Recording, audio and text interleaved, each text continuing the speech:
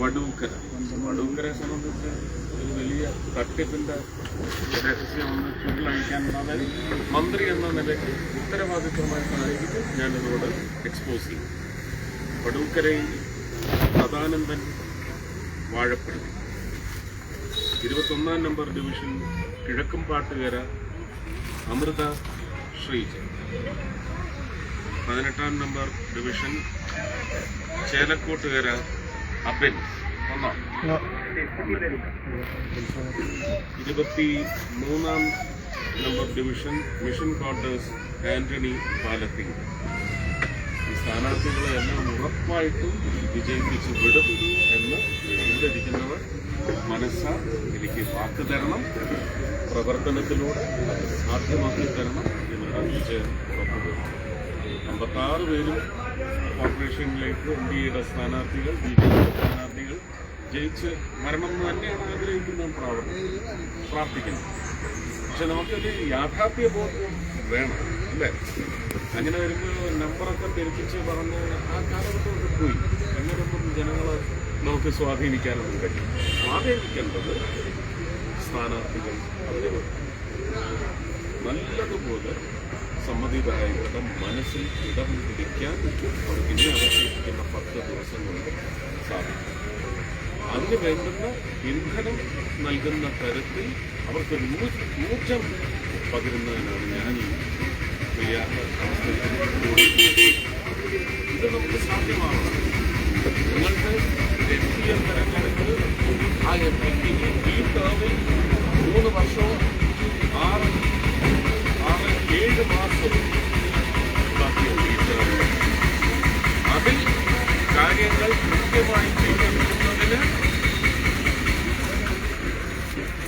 കൃത്യമായി ചെയ്തെടുക്കുന്നതിന് സുഗമത, അത് കോർപ്പറേഷൻ്റെ ഡിവിഷനുകളിലായാലും തൊട്ട് ചേർന്ന് കിടക്കുന്ന പഞ്ചായത്തുകളിലായാലും സുഗമമായി കാര്യങ്ങൾ ചെയ്തെടുക്കണമെങ്കിൽ നമ്മുടെ ശക്തമായ സാന്നിധ്യം കോർപ്പറേഷനിലും ഉണ്ടാവണം, പഞ്ചായത്തുകളിലും.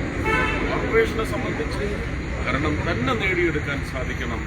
പൂർണ്ണമായും ഇന്നലെ വിളംബരം ചെയ്ത വികസന രേഖ എന്ന് പറയുന്നത് പൂർണ്ണമായും നടപ്പിലാക്കിയിരിക്കുമെന്ന് വാഗ്ദാനമല്ല, ഉറപ്പാണ് ഞാൻ ഇവിടെ നിങ്ങളെ സാക്ഷി നിർത്തുന്നത്.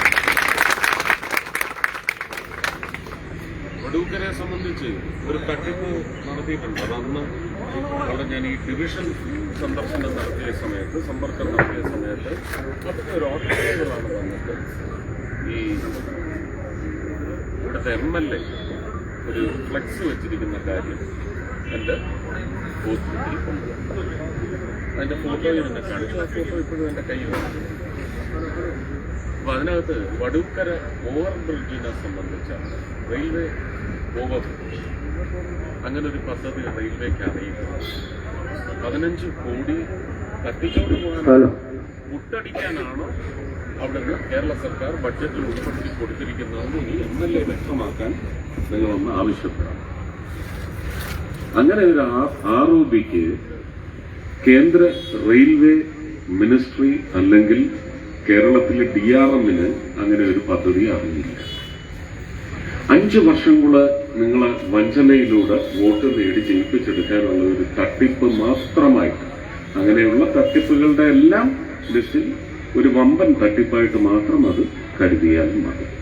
ഇത് വ്യക്തമായി DRMനോട് സംസാരിച്ച് അദ്ദേഹത്തിന്റെ മെസ്സേജ് വന്നതിനകത്ത് അങ്ങനെ ഒരു പ്രോജക്റ്റ് അറിയില്ല എന്നാണ്. ഇതുപോലെ ഒരെണ്ണം തുടങ്ങിയിട്ടുണ്ട് 10 വർഷം മുമ്പ് കൊല്ലത്ത് ഇലവിപുരം. എൻ്റെ കുടുംബ വീടിന് കൃത്യം കഷ്ടിച്ച് 1 കിലോമീറ്റർ കിഴക്ക് വശത്തുള്ള ഗേറ്റാണ്.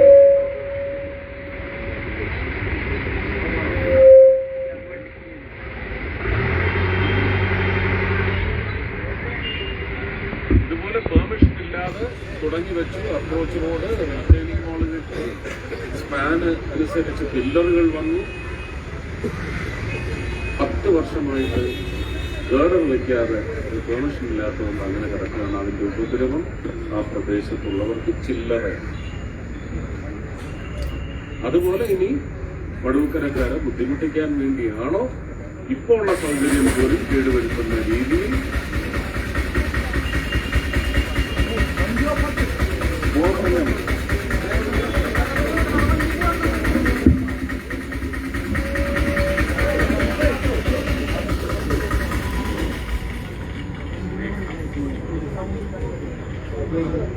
ഈ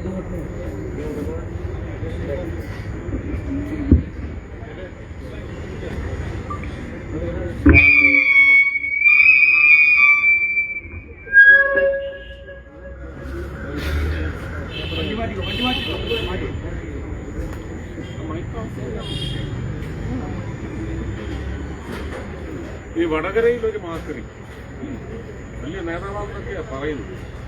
നമ്മുടെ വോട്ട് വല എന്ന് പറഞ്ഞ് അയ്യപ്പദാസിന്റെ ഒരു മനോരമ പരിപാടിയാണ്. ഏത് മണ്ഡലത്തിൽ ചെന്നാലും അവർക്കറിയേണ്ടത് തൃശ്ശൂർ എന്ത് ചെയ്തു, തൃശ്ശൂർ MP ഒന്നും ചെയ്തില്ല എന്ന് സമർത്ഥിക്കാനുള്ള അങ്കലാപ്പോടെയുള്ള നിലവിളി. എൻ്റെ സിനിമയിലെ ഡയലോഗ് എടുക്കുകയാണെങ്കിൽ അങ്ങനെ 20 മണ്ഡലങ്ങളിൽ രോദനക്കാരുണ്ട്. അവരുടെ എല്ലാം രോദനമാണ് വോട്ട് വലയിൽ നമ്മൾ കേട്ടുകൊണ്ടിരിക്കുന്നത്. പറഞ്ഞ മനസ്സിലായി. എന്ത് കൊടുത്തു സുരേഷ് ഗോപി മതി BJP ഇനി തകരാൻ എന്നൊക്കെ അവിടെ നിന്ന് വലിയ തീർമാനം മുഴക്കുന്നുണ്ട്. ആ മഹാനോട് പോയി പറഞ്ഞു കൊടുക്കാൻ ഞാൻ മനോരമക്കാരെ വിളിച്ച് അറിയിച്ചിട്ടുണ്ട്. അയാളുടെ സ്വന്തം മണ്ഡലത്തിൽ വടകരയിൽ ഏതാണ്ട് 100 കോടി രൂപയാണ് അവരുടെ തന്നെ ഒരു സംഘമുണ്ട്, ഊരാളിങ്കൽ, അവരുടെ സ്വന്തം അവർക്ക് കൊടുത്തിട്ടുണ്ട്. ഏതാണ്ട് 94.7 കോടിയാണ് ഒരു പദ്ധതിക്ക് കൊടുത്തിരിക്കുന്നത്. ഈ മഹാന്റെ മൂക്കിന് താഴെ അടുത്ത മാർച്ച് 31 പദ്ധതി കംപ്ലീറ്റ് ചെയ്യണമെന്നാണ് മെമ്മോറാൻഡം ഓഫ് അണ്ടർസ്റ്റാൻഡിംഗ്. അങ്ങനെ വന്നാൽ തൃശ്ശൂരിന്റെ MP അതിന്റെ ഉദ്ഘാടന വേദിയിൽ അവിടെ ഉണ്ടാവും എന്ന മഹാന്. അപ്പൊ ഇത്തരം തട്ടിപ്പുകളാണ് മനോരമ പോലും കുടപിടിക്കുന്നത്. മനസ്സിലായിക്കോന്നു. അവർക്ക് കോൺഗ്രസിന് വേണ്ടി BJPയുടെ മുന്നേറ്റം തടയുക എന്ന് പറയുന്നത് അജണ്ടയാണ്. അതുകൊണ്ട് ഒരു കാരണവശാലും സന്ധ്യയ്ക്ക് ശേഷം വരുന്ന ഇത്തരം ഉഡായിപ്പ് പരിപാടികളൊന്നും കണ്ടോളും, പക്ഷെ മനസ്സിലിടം കൊടുക്കരുത്. ഈ സ്ഥാനാർത്ഥികളെ സംബന്ധിച്ച് അവരുടെ കരുത്ത് എന്താണെന്ന് അവർക്ക് നിങ്ങളെ ബോധ്യപ്പെടുത്താൻ സാധിച്ചാൽ ഇവർക്ക് നിങ്ങൾ ചാർത്തി നൽകേണ്ടത് വിജയം മാത്രമായിരിക്കും. അത് ഭാരതീയ ജനതാ പാർട്ടിക്ക് അതുവഴി അതിന്റെ അമരക്കാരൻ ശ്രീ നരേന്ദ്രമോദിക്ക് നൽകുന്ന ഒരു അഭിമാന ചാർട്ടായിരിക്കും എന്ന് തന്നെയാണ് ഞാൻ കണക്കാക്കുന്നത്. മോദി ഗവൺമെന്റ്സിന്റെ എക്സലൻസ് ഒരു അനുഭവം നമുക്ക് യോഗ്യമാണെങ്കിൽ ആ യോഗ്യത നിങ്ങളാണ് നിശ്ചയിക്കേണ്ടത്. ഹൃദയം മുതൽ കൃത്യമായി താമര ചിഹ്നത്തിൽ NDA ഘടകകക്ഷികളുടെ സ്ഥാനാർത്ഥികളുടെ ചിഹ്നം ഏതാണ്, അതിൽ മാത്രം NDA BJP സ്ഥാനാർത്ഥികളുള്ള ആർജവം തൃശ്ശൂർ കോർപ്പറേഷനിൽ എല്ലാ ഡിവിഷനിലെയും സമ്മതിദായകർ കാക്കണം. എല്ലാം വിവിധ രാഷ്ട്രീയങ്ങളുണ്ടാവും. ആ രാഷ്ട്രീയത്തിലൊന്നും ഒരു മാറ്റവും വരുത്തുന്നുണ്ടാവും. പക്ഷെ മാറാത്തതിനി മാറണമെങ്കിൽ ആ മാറ്റം കൊണ്ടുവരേണ്ടത് നിങ്ങളുടെ ഈ ഹൃദയത്തിൽ. അവിടെ രാഷ്ട്രീയം കാണരുത്, രാഷ്ട്രത്തെ മാത്രമേ കാണാം. അവിടെ ഒരു രാഷ്ട്രീയ കൊടിയും ഒരു പ്രത്യയശാസ്ത്രവും നിങ്ങളുടെ മനസ്സിൽ വന്ന് നിങ്ങളെ വഴിതെറ്റിക്കാൻ പാടില്ല. മറിച്ച് ചക്രമുള്ള ജീവിതമാകുന്ന ചക്രം പതിപ്പിച്ചിരിക്കുന്ന ദേശീയ ത്രിവർണ്ണ പതാക മാത്രമേ നിങ്ങളുടെ ഹൃദയങ്ങളിൽ ആ നിമിഷമുണ്ടാക്കാൻ. അങ്ങനെ വന്നാൽ തൃശ്ശൂർ കോർപ്പറേഷൻ NDA സഖ്യം ഭരിക്കും. BJPയുടെ ശക്തമായി 45 ദിവസത്തിനുള്ളിൽ ബ്ലൂ പ്രിന്റ് വരും എന്നെന്റെ സംസ്ഥാന അധ്യക്ഷൻ പറഞ്ഞിട്ടുണ്ടെങ്കിൽ അത് വരും. അതിന് മേലെ ഞാൻ പറയുന്നു, തൃശ്ശൂരിൽ ജയം പ്രഖ്യാപിച്ചാൽ തൊട്ടടുത്ത ദിവസം ശ്രീ നരേന്ദ്രമോദി സംവിധാനം ചെയ്യുന്ന വികസനത്തിന്റെ സ്വരൂപം തൃശ്ശൂരിൽ പതിവ് ചെയ്യാൻ തുടക്കം കുറിക്കപ്പെടും. നേരിട്ടായിരിക്കും അദ്ദേഹം ശക്തൻ മാർക്കറ്റിനെ സംബന്ധിച്ചായാലും, സ്വരാജ് ഗ്രൗണ്ടിനെ സംബന്ധിച്ചായാലും, ശക്തൻ ബസ് സ്റ്റാൻഡിനെ സംബന്ധിച്ചായാലും, തൃശ്ശൂർ റെയിൽവേ സ്റ്റേഷൻ വികസനം ആരും മറക്കണ്ട. എയർപോർട്ടിന് സമാനമായ ഒരു ഇനി അതൊരു 2 ലൈനൂടെ കൂട്ടാനുള്ള സൗകര്യം വന്നു കഴിഞ്ഞാൽ ഇനിയും അതിൽ കുറച്ച് കറക്ഷൻ വന്ന് കുറച്ചുകൂടി വികസിതമായ ഒരു റെയിൽവേ സ്റ്റേഷന് നമുക്ക് സാധ്യതയുണ്ട്. അത് മാർച്ച് മാസത്തോടുകൂടി തുടങ്ങും എന്നാണ് അവർ പറഞ്ഞിരിക്കുന്നത്. ഏപ്രിലിലെങ്കിലും വിഷുവിന് അതിന്റെ പണികൾ തുടങ്ങും. ഇപ്പോൾ അതിന്റെ ഫൈനൽ സർവേയും മാർക്കിങ്ങും നടക്കുകയാണ്. കുറ്റിയടിച്ച് വാനം തോണ്ടി അതിൻ്റെ പില്ലറുകൾ വന്നു കഴിഞ്ഞു. ബേസ് വർക്ക് തുടങ്ങും ഏപ്രിലിൽ എന്നാണ് ഞാൻ വിശ്വസിക്കുന്നത്. 30 മാസത്തെ സമയമാണ്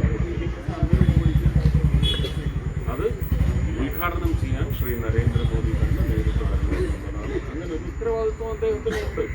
തൃശ്ശൂർക്കാർ അങ്ങനെ ഭാരതീയ ജനതാ പാർട്ടിക്ക് ഒരു ചിന്തിക്കാൻ പറ്റാത്ത ഒരു വിജയരേഖ തൃശ്ശൂർക്കാർ കുറിച്ചിട്ടുണ്ടെങ്കിൽ ഈ വികസനത്തിന്റെ തുടക്കം കുറിക്കുന്നതും അദ്ദേഹത്തിന്റെ കൈകൊണ്ടാവുന്നത് അതിന് അദ്ദേഹത്തിന്റെ ഒരു ഉത്തരവാദിത്വമുണ്ടെന്നാണ് ഞാൻ വിശ്വസിക്കുന്നത്. എന്തായാലും അതൊക്കെ നടക്കട്ടെ. അപ്പോൾ കോർപ്പറേഷൻ BJP NDA സഖ്യം ഭരിക്കണം എന്നത് ഞങ്ങളുടെ പ്രാർത്ഥനയും അപേക്ഷയും നിങ്ങളുടെ നിശ്ചയവുമായി മാറണമെന്ന് മാത്രം അപേക്ഷിച്ചുകൊണ്ട് എല്ലാവർക്കും ഒരുപാട് സ്നേഹം.